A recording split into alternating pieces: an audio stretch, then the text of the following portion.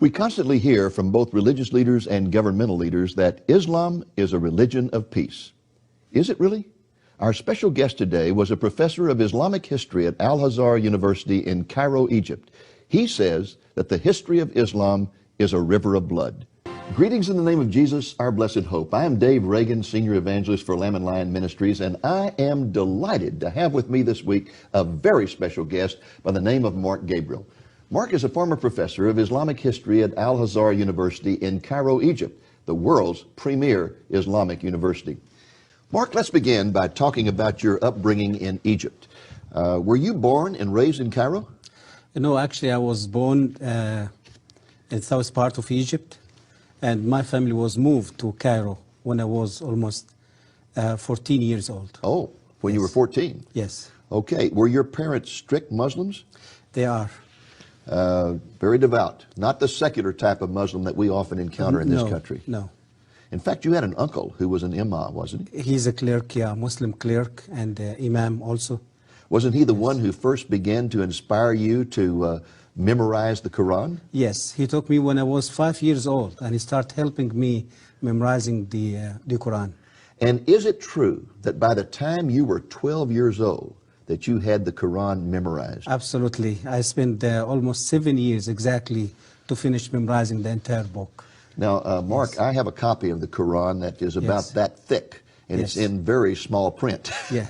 We're talking about quite a lot of material there. Exactly. The size of the Quran actually is exactly like the size of the New Testament. So you had a book, the equivalent of the New Testament in length, memorized by the time you were 12 years old. By heart, absolutely. And you yes. had it memorized in classical Arabic, right? Exactly, because the language of the Quran, it's classic Arabic. It's not dialect Arabic. It's not the Arabic you speak on the streets. No, absolutely And not. probably at the age of 12, you didn't understand all that, did you? No, even when I finished my secondary school, only when I start to really my high school, I start to recognize the meaning of the verses of the Quran and the Yes. teaching of the Quran.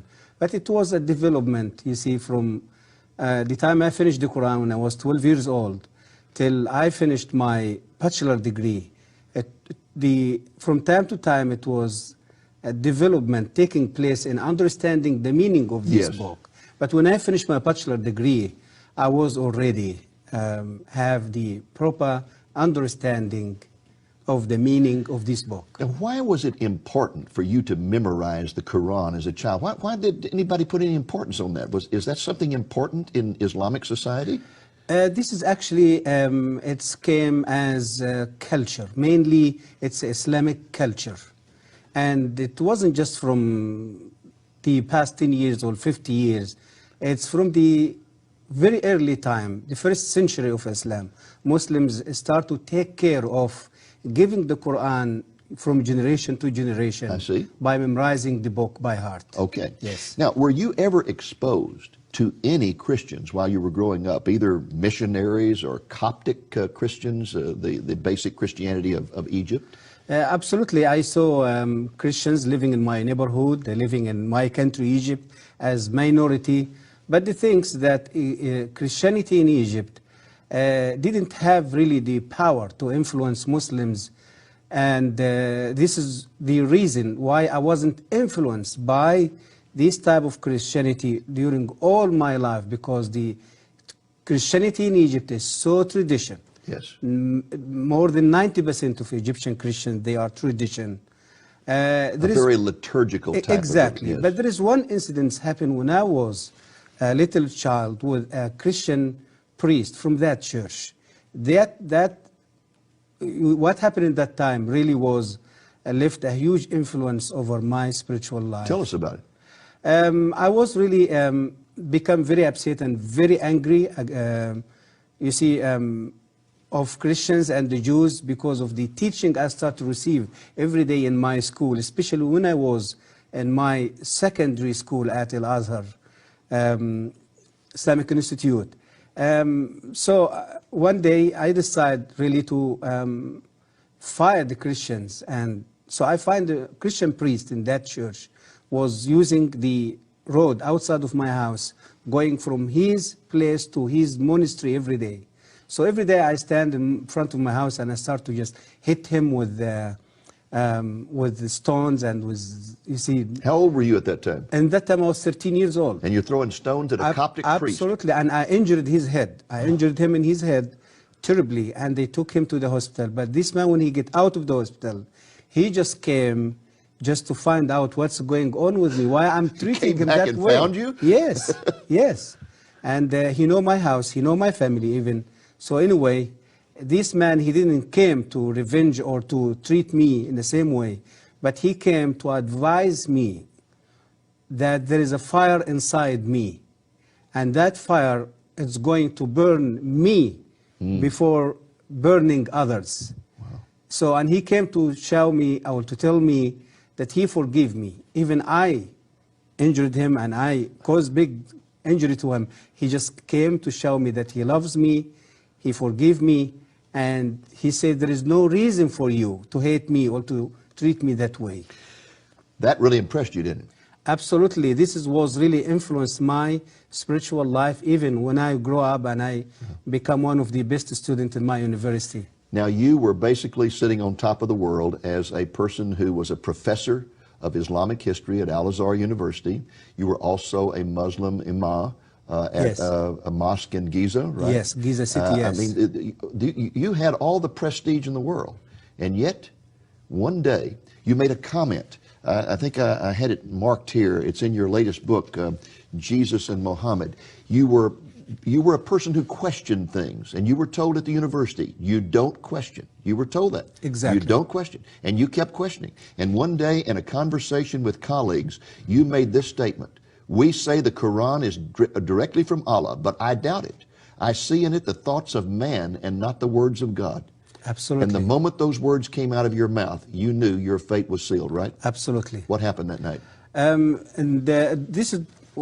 This was happened in a meeting between me and other professors from the university, and they just met with me and they discussed what is going on and what they heard from the student. They was think that I've been under pressure of foreigner influence or Christian influence, or so they just want to find out why I'm doubting Islam, why I'm just so. And I said that this statement to them. And then what happened that night? They become very upset. They kicked me out of the university. They fired me. The university fired me. And in the same day, in evening time, I was kidnapped by Egyptian secret police because they accused me that I converted from Islam. What happened to you after that arrest? They put me in the little cell in the headquarters of Egyptian Secret Service in the middle or the center of Cairo. They put me for 3 days with no food, with no water, and in the 4th day they start to interrogate me. They took me to one of the offices, maybe it's in the 6th or the 7th floors, and interrogating me during a day. And that 4th day they start giving me food and water, and because they want to stimulate me and just want to get information that they can. And they find out during the day they cannot just get what they looking for. And they start interrogating me during the evening time. So the evening time, it was the time of torture. With cigarette, they burned me with cigarette in different places in my body. I see. And you can see here in my hand. They beat me. They put me in cold water. They put me in a little in a tank full, you see, filled with water, and they put hungry rats inside that tank, and they put me inside the tank. So you had rats for crawling over you all night? Whole night, and the rats just swimming over the water, you see, around my head. And did the rats bite you? No, no, at all. This is like Daniel in the lion's den. And the next day they took me out, and I was just surprised that I'm still alive, but I don't know what is the next. So, and after that they put me in a little cell with a vicious, hungry dog. And when they put me in a room and they closed the door, and I sit in the middle of the room, and I was thinking that I'm going to be beaten by the dog. Dog, it will eat me, it will. So, but I was surprised when I found the dog. He just came and sitting in my right hand side. In fact, he licked you on the ear, didn't And he? he licked me in my ears. And They must have thought that you were Satan or something to have such power. they said that. They said that this is a human being or something else. They wasn't really, they believe that there is some spirit or some So at that point, unseen power. Yeah. didn't they decide to just turn you over to some guys in a cell and tell them that you had renounced Islam and let them kill you? Yeah, so this is the understanding that I've been questioned by professors at the university. I've been fired by the university. To them, means this guy, he's just out of Islam now. He's convert now. In fact, they wanted to find out what missionary had converted you, didn't they? Exactly. And you hadn't been converted. Exactly. No, I have no idea about Christianity in that time. Yes. About Christ. I never even discussed Christianity. But automatically in Egypt, when someone decides to leave Islam, Yes. they will accuse him automatically that he became under pressure from church or some Christian and he converted to Well, Christianity. how in the world did you get out of that situation without losing your life? I was crying before the God who was created me in that time. I wasn't know who is. Yes. After 15 days, my uncle, he was working as the vice president of Egyptian parliament. He was visiting Russia at that time. When he came back and he heard about my kidnapping, and so he came with permission from the government, and he came with his car and he took me out of the So prison. you got out of prison due to the political influence of a relative who had been out of the country. Absolutely. And then when you went home, I understand your father tried to kill you. My father, he tried to kill me later, after 1 year searching for God, find out who is God, you see, till I received a Bible from a Christian pharmacy.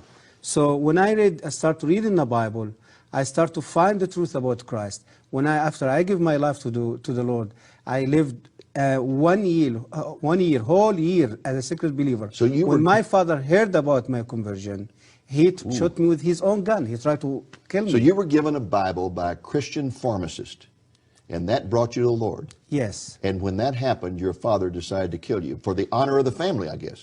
Because, yeah, he just felt there is a shame going to be over him and all the life, or the family, even the community. The And people. so he shot at you several times and all the bullets missed. No one bullet missed me, about maybe 5, 6 I bullets. understand that your sister finally got your passport, got you out of the country, and where did you go? When my father, he just shot me and tried to kill me, I was running away from his faith, and I went to my sister, and in my sister's house, I put the whole situation in front of the Lord, and the Lord showed me to get out of Egypt in the same evening, same day.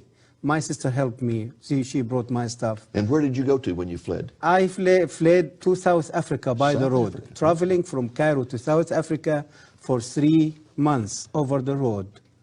And I was the first Egyptian who did overland journey between Cairo and Johannesburg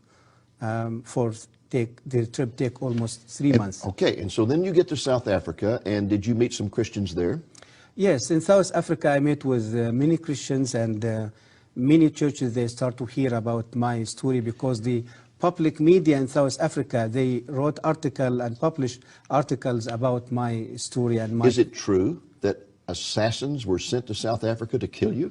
Absolutely. In South Africa, especially after I wrote my first book in South Africa, and my activity became very well known, and Muslim community, they felt they threatened by my activity there, and by this book was released there in Johannesburg in 1996, and they tried to end my life there few times. This religion of peace, just because you question Islam, this religion of peace kidnaps you, tortures you, tries to kill you, and even sends assassins to kill you in South Africa. Yeah. That's some religion of peace, isn't it? Yeah, this is how the world really been deceived by the media, by the world media, the secular media, by Islam. It's not religion of peace. And tell us, when you arrived in South Africa, you said you met some Christian friends. In fact, I think you lived with a Christian family for a while. Yes. But let's just back up for a moment, because I know you became a Christian before you left Egypt. Egypt, yes. What appealed to you about Christianity?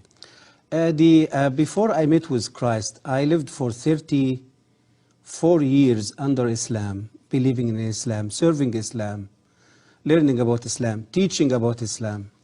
And I lived another year without faith after I find myself, I'm already out of Islam. So I lived for 35 years searching for peace, searching for the true God who is going to show me that He loves me more than anything in this world.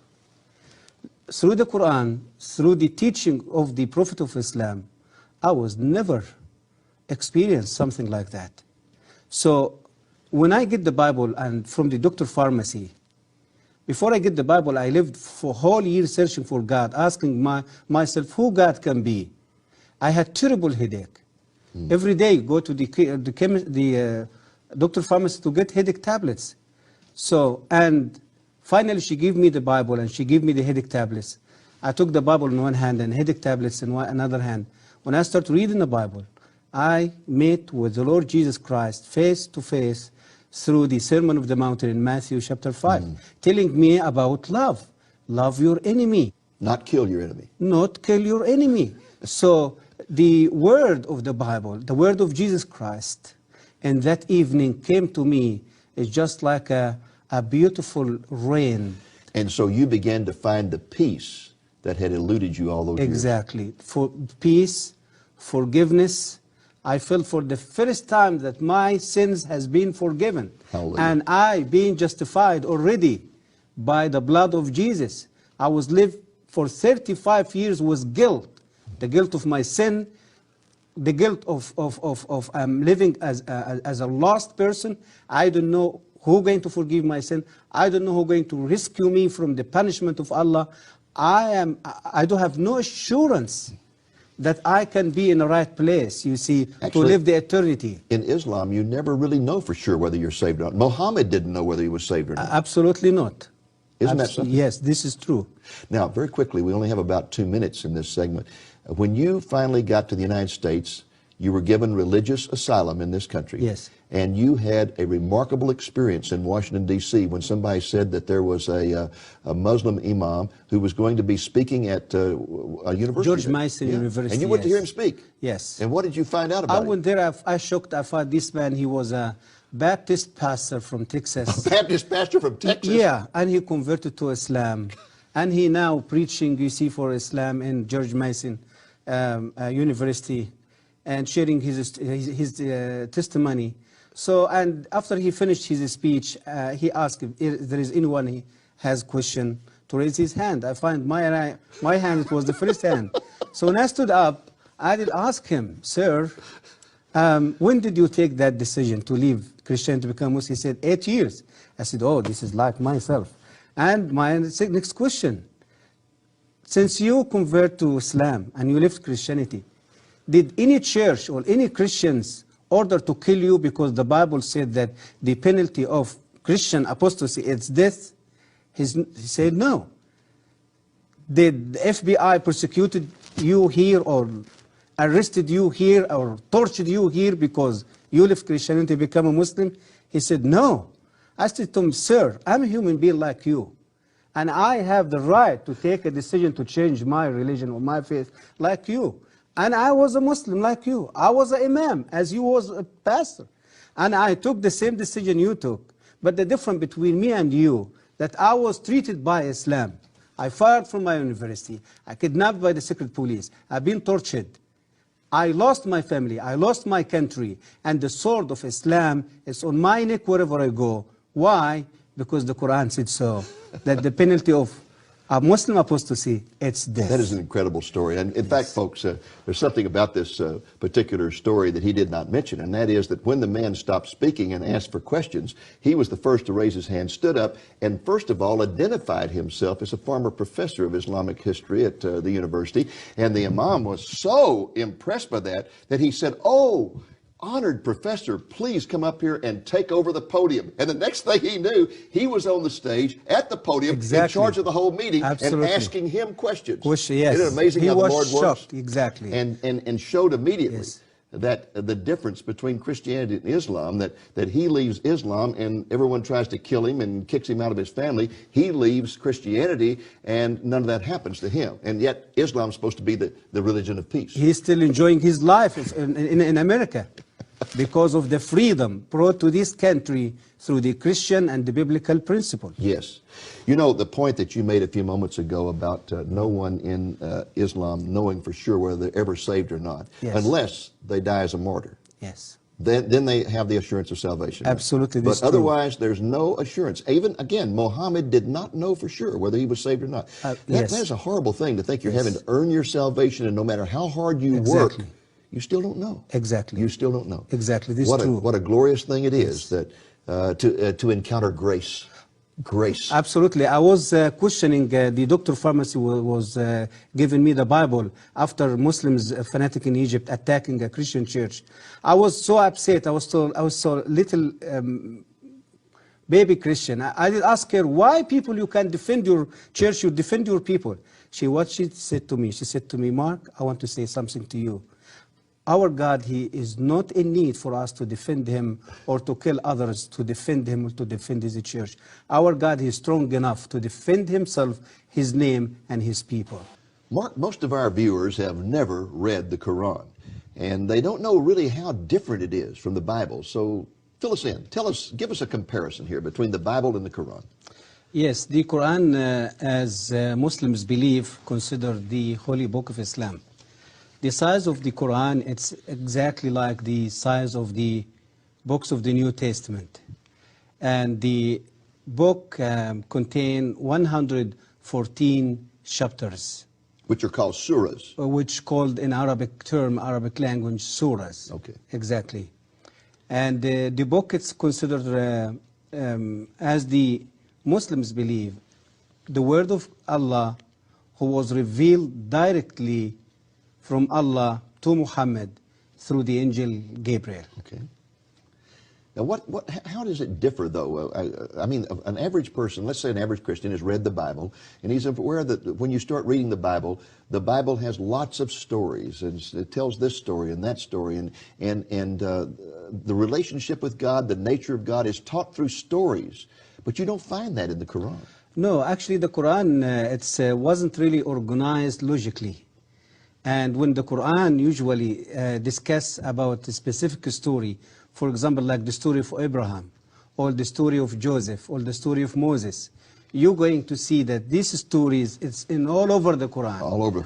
So you have... somebody shot a shotgun. And exactly, exactly. And the Quran, even when they translate the Quran into English or another foreign non-Arabic language, they just transfer the meaning of the Quran, you see, to the English or another language. But even even you try to study the Quran, learn about the Quran from the English translation, you're going to miss more than 60% or maybe 70% of the real meaning of the Quran. I find it one of the most difficult books I've ever tried to read in my life because it is so disjointed. It just, there's a sentence here and then the next sentence may not have anything to do with that sentence and the one after it may not have anything to do with it. It's like in American literature, we have what's called stream of consciousness writing, where the person just writes whatever pops into his mind. And he may be talking about a carnival here and about going to church there and whatever, and it just has no relationship one to the other. It's very difficult to follow. Exactly, exactly. Now, the Quran is supposed to be the words of Allah. Yes. The Hadith is another book in the Islamic theology. What is the Hadith? The Hadith, it's the word of Muhammad. In other words, the Hadith, it means what Muhammad said and what he did. So it's just, what you call it, it's the record of Muhammad.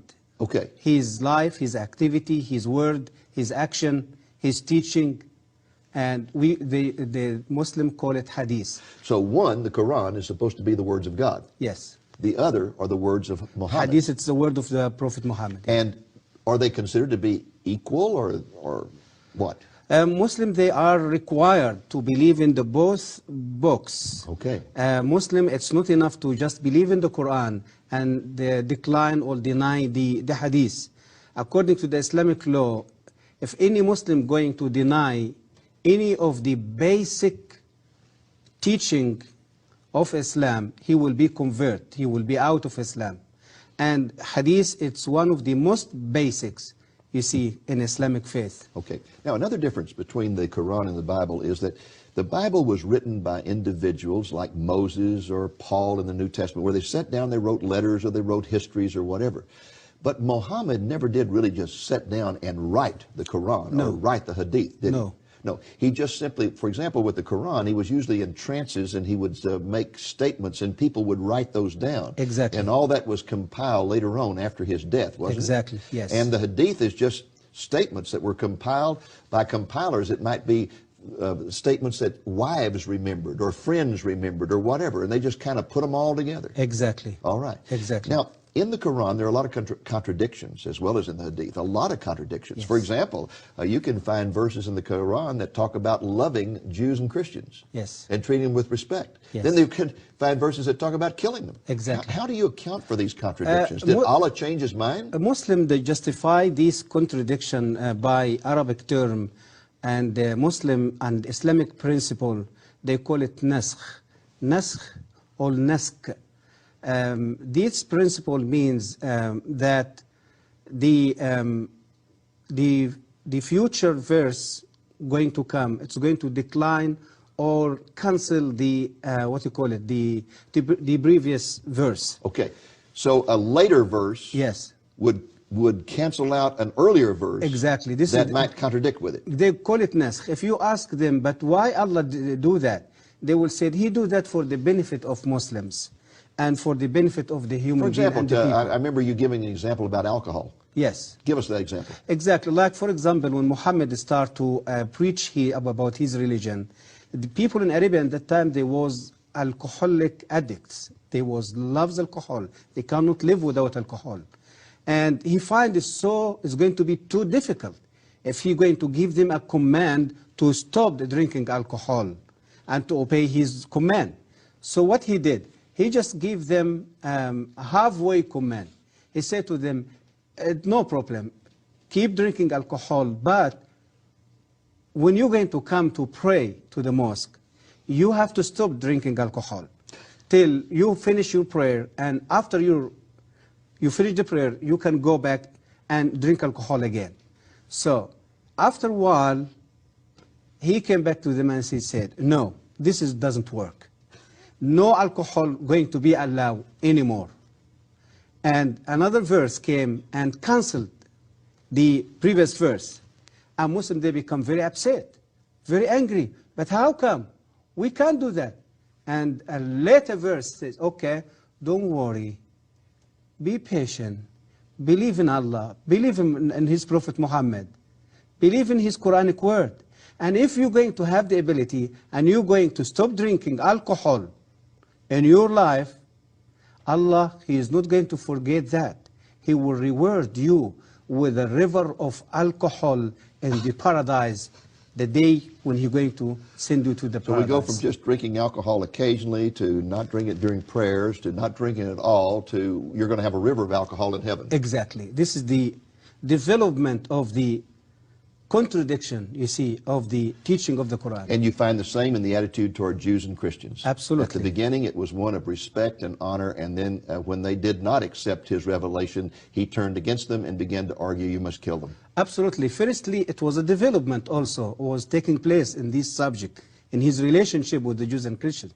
Firstly, He started to adore Christians and Jews, saying a wonderful thing, people of God, the people who carry His word, the people who protect His word. And later, He said, yes, you are these people. But listen, I am the final prophet, came with a final testament. You have to believe in me. Means He started to debate them and reaching out them. So they refused. They asked Him sign. The Quran says so. Ask Him sign. Give us a sign that we can believe. So, and He cannot give a sign.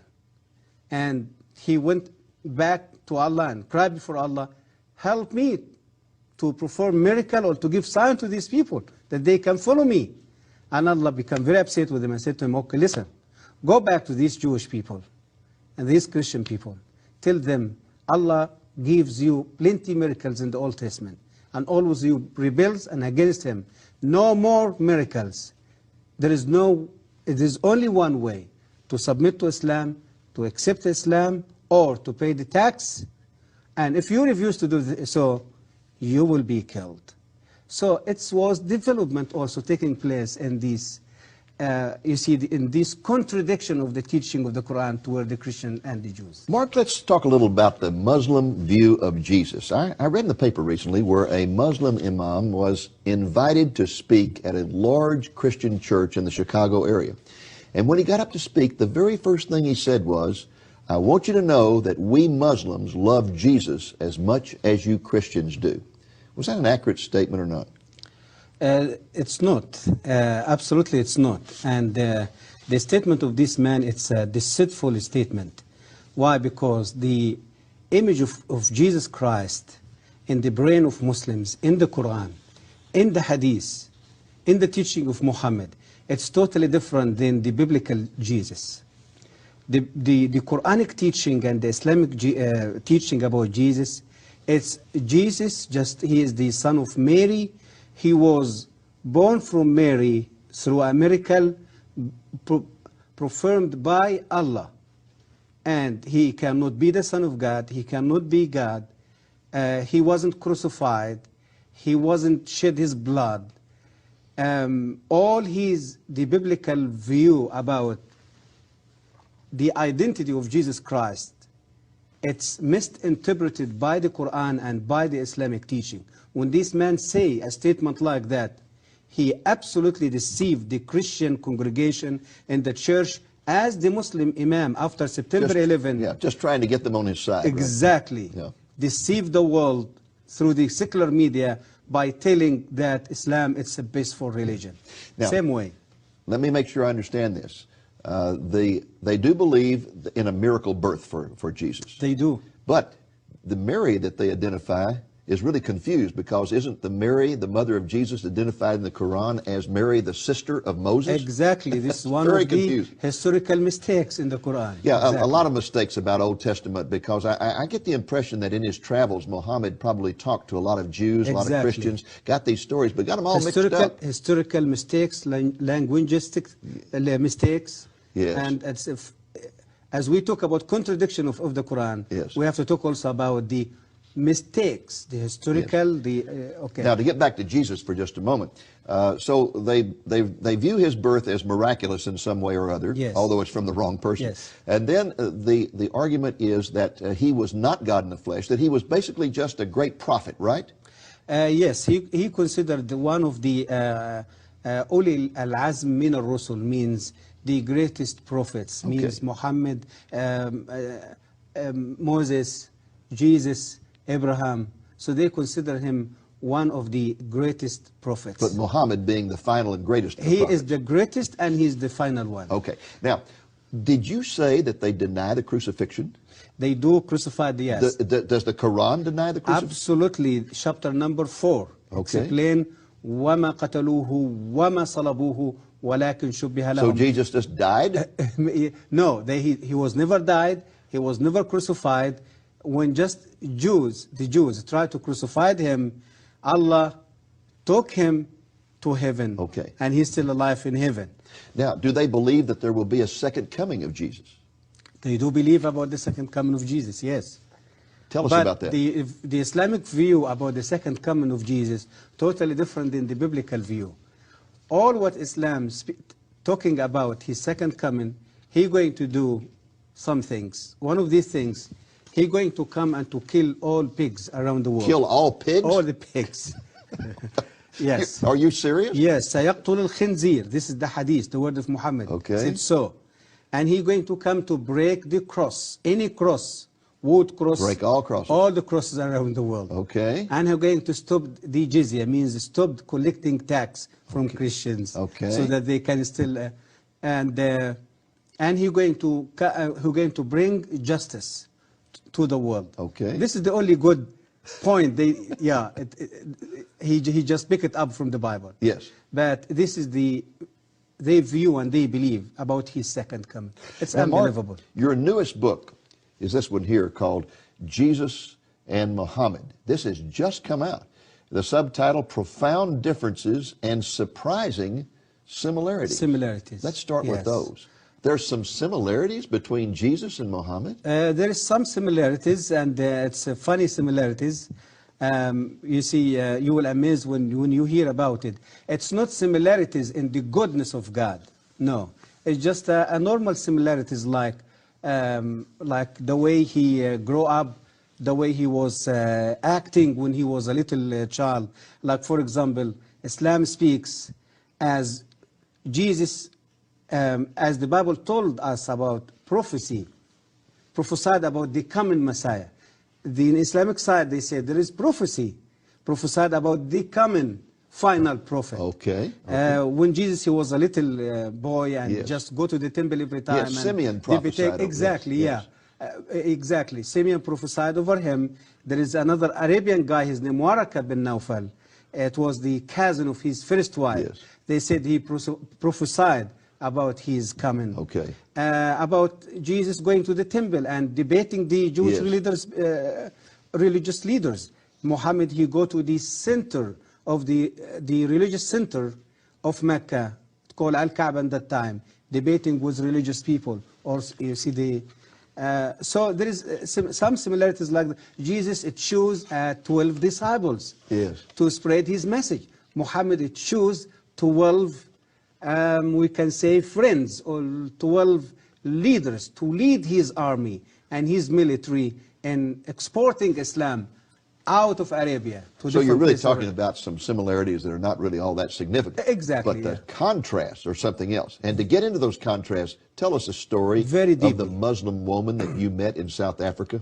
Very deeply. Jesus Christ came to bring hope, to bring forgiveness, to bring peace and love. Muhammad came to bring revenge, hatred, lust, killing, bloodshed. It's a very obvious. Like, for example, Jesus Christ, as the Bible telling us in John chapter 8 about the woman who was committed adultery and brought to Jesus by the Jewish people. Jewish people, they knew at that time that this woman, according to the law of Moses, she will be stoned. But they came to test this great preacher and teacher in Jerusalem. What are you going to say about that? And you know the story. He confronted them. He asked them, if any one of you live with no sin, just come and stone her. Because they knew the fact about themselves that they are sinners. They left the woman in front of him and they just walked away. Jesus came to the woman and asked her, there is any one of these people judge you? She said, no. He said to her, even me, go back and sin no more. In other words, Jesus, by what he did and said to this woman, he fulfilled his word that the Son of Man came not to kill or to destroy, but to give life. That he is the way, he is the truth, he is the life. He came to bring life. What happened when a woman in adultery was brought to Muhammad? The history repeated itself in an amazing way when 600 years later Muhammad received Muslim woman adultery. Muslim woman was commit adultery, and the reason that Muslim brought her to him because the Islamic judgment of adultery wasn't established yet in Islamic law.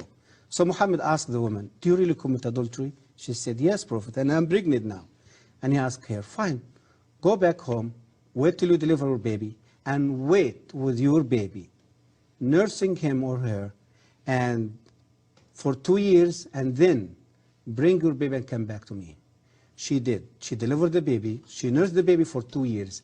And she carried her baby, and she gave the baby a little piece of bread, you see, to eat it, just to show Muhammad that the baby, he can eat now. He is not in need for milk, for nursing anymore. When she came to him, Muhammad took the child from her, commanded his friend to dig a hole in the ground. They put her in a hole. Only her head was above the ground. They stoned her and killed her in front of her baby. Now, folks, let me tell you something very amazing about this. When Mark was in South Africa, he was living with a Christian family, and they invited him to go meet with a Muslim woman they had met who was living in abject poverty. And when he went in there, she was greatly honored when she found out he had been a professor at Al-Azhar University. Oh, she was so honored. And she began to honor him. And he said, well, you don't understand. I'm not a Christian anymore. I mean, a Muslim anymore. I have become a Christian. Then she was astonished and upset. And she asked him why he would leave the Islamic religion. And he told her the story. He told her the story about Jesus and Muhammad. This story he just told you. He told us that story. And the woman began to weep and weep and weep. And he said, why are you sobbing? She said, I am that woman. I am that woman. I am living here in abject poverty because I committed adultery. My family's trying to kill me. I'm hiding out. I want Jesus. I don't want Muhammad. And through the telling of that story, she accepted Jesus. She accepted the Lord Jesus Christ. She delivered her baby. Her baby was baptized in Baptist Church. And we just praising the Lord for that. The whole book, Jesus and Muhammad, that tells stories about amazing parallels between the life of Muhammad and Jesus, where they had similar situations, and shows the difference in the way in which they responded to them. Mark, our time is almost up. We have just about 1 minute. Would you just look directly in the camera and talk to any Muslim who may be watching this program? What would you say to any Muslim? I would like to say to any Muslim man or woman in any place around the world, Islam will not give you peace. Muhammad will never lead you to a right way to connect with God and to experience His love, His forgiveness, His peace. There is only Jesus Christ can give you the peace in your life, can forgive your sin, because He is the Lord of Lords, He is the Prince of Peace, He is the forgiver. He the one came to tell us about the secret of heaven. He is the one came to connect us with the God Father. Muslims, man or woman, please think carefully about your life first, the condition where you live under. Look about the miserable life which Muslims living in any part around the world. Hatred, bloodshed, killing, conflict, terrorist. There is only way for you to get out of this mess is just to accept the Lord Jesus Christ as your Lord and your Savior. And by meeting with Him face to face, you're going to experience the gift which you're going to receive through Him. Your sin will be forgiven, your heart will fill with love, and you're going to experience the forgiveness, and you're going to feel and experience the freedom from sin and from the bondage of Satan. And you're going to find your way to God, and you're going to find you are in the right place.